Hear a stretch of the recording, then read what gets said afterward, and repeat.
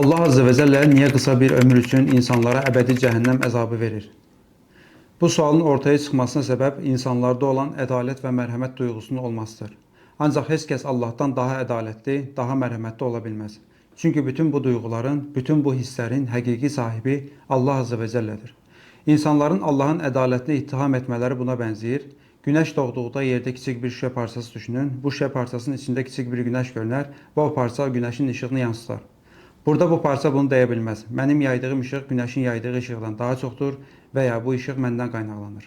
Çünki işığın qaynağı günəşdir, o parça isə sadəcə bir yansıtıcıdır.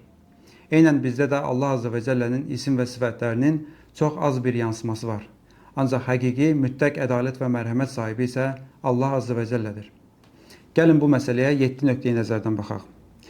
Birincisi, Quran-ı Kərimdə günahkarlar əbədi cəhənnəmdə qalacaq kimi bir ifadə yoxdur. Cəhənnəmdə əbədi qalacaq olanlar 3 qrupdur ki, bunlar birincisi inkar edənlər, ikincisi müşriklər, yəni Allaha ortaq qoşanlar, üçüncüsü isə münafiqlərdir. Allaha inandım dediyi halda qəlbən iman gətirməyənlər, zahirən insanları aldatmağa çalışanlar. Bu 3 qrup üçün Quran-ı Kərimdə xalidinə fihə əbədən, onlar orada əbədi olaraq qalacaqlar ifadəsi keçir. İkincisi, insan azad iradəyə malikdir. Yəni Allah Azze ve Celle insanı azad seçim qabiliyyəti ilə yaratmışdır.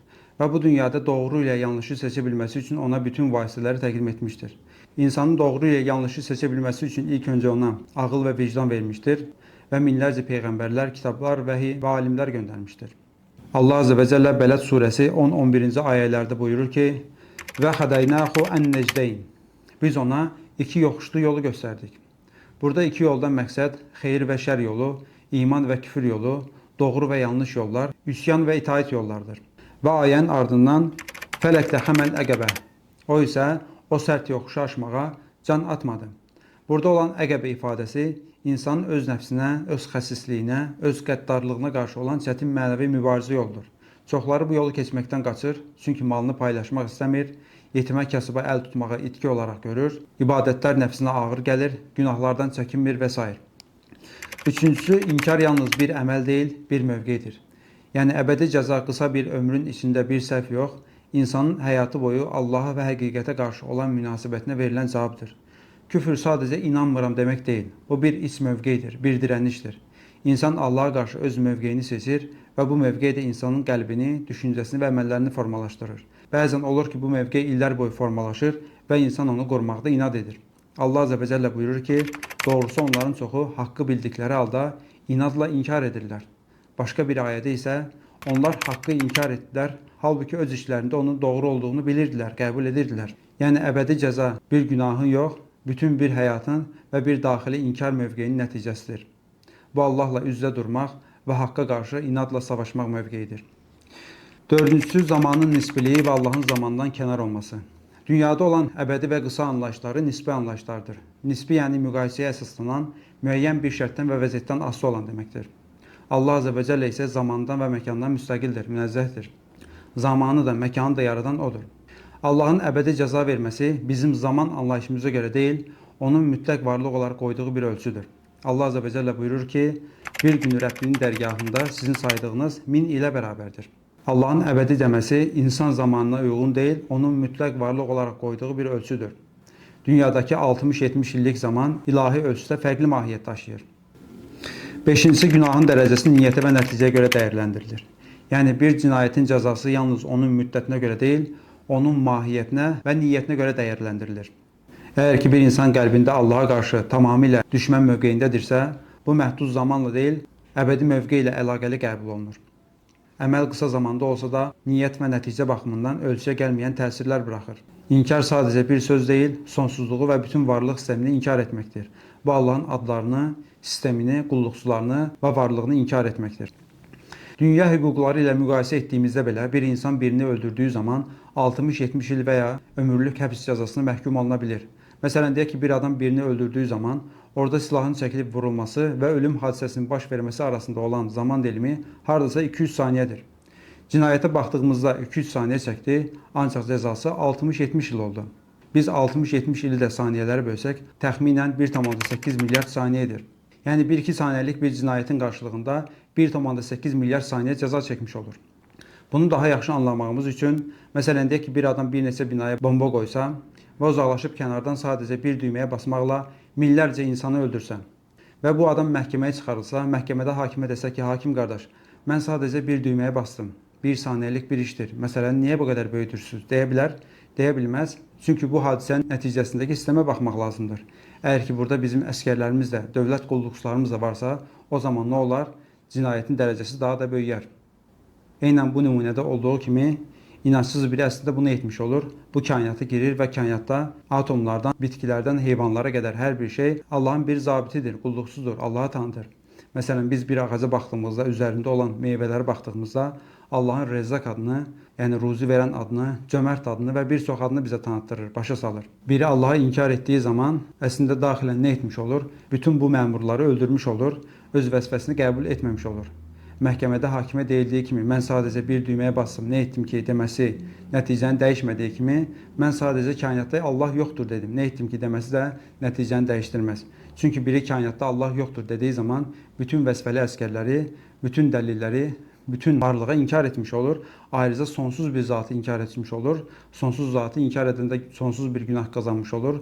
Sonsuz günah qazanan da təbii ki, sonsuz bir cəzaya məhkum olmuş olur. Allah Azze ve Celle buyurur ki, Allahın nemətlərini saymaya qalxsaz, onları saymaqla bitirə bilməzsiniz. Bütün bu nemətləri sənə verən Rəbbini tanımırsan və bir ömür boyu da onu tanımaqla yetinmirsən, bir də qalxıb ona üsyan edirsən, haşa belə biri yoxdur deyirsən, kainatda atom zərrələri sayısınca hər bir şeyi inkar edirsən. Çünki kainatda olan bütün varlıqlar öz yaradılışı etibarilə Allahı təsbih edir, Allahı zikr edir. Allah Azze ve Celle buyurur ki, göylərdə və yerdə elə bir şey yoxdur ki, Allahı həmd ilə təsbih etməsin.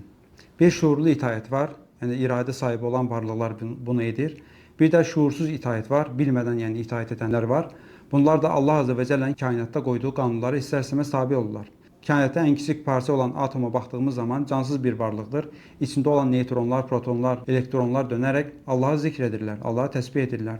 Eynən bunu biz qalaktikalarda, ulduzlarda, planetlərdə də görə bilərik. Bu eyni zamanda qanunun qoyanın bir olduğunu, yəni Allahın birliyini bizə göstərir. Yəni bütün məxluqat Allahın birliyinə şəhadət gətirir, Allahı təsbih edir. Biri Allahı inkar etdiyi zaman bütün bu varlıqların haqqına girmiş olur, onların ibadət və itaətlərini yox saymış olur, onları tənqid etmiş olur.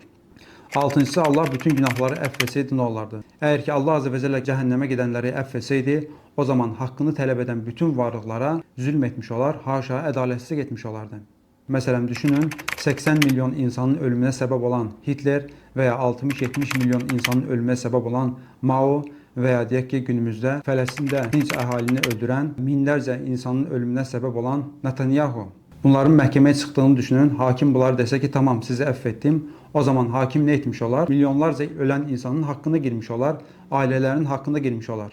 Hakimdən ədalət gözləndiyi halda, əksinə hakim zülm etmiş olar. Allah Azze ve Celle də cəhənnəmə gedənləri bağışlasa, o zaman haqqını tələb edən bütün varlıqlara zülm etmiş olar, haşa ədalətsizlik etmiş olar.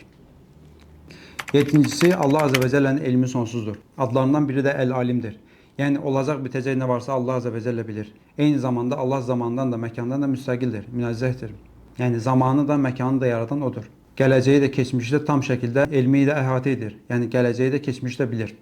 Fərz edək ki, inkar edəni Allah Azze ve Celle dünyada 70 il yox, 1 milyon il də yaşasa, burada Allah Azze ve Celle sonsuz elmi ilə bilir ki, bu insan 1 milyon il də yaşasa, Allah Azze ve Celle'nin ona verdiyi nemətlərdən faydalanacaq, ancaq yenə də onu inkar edəcək.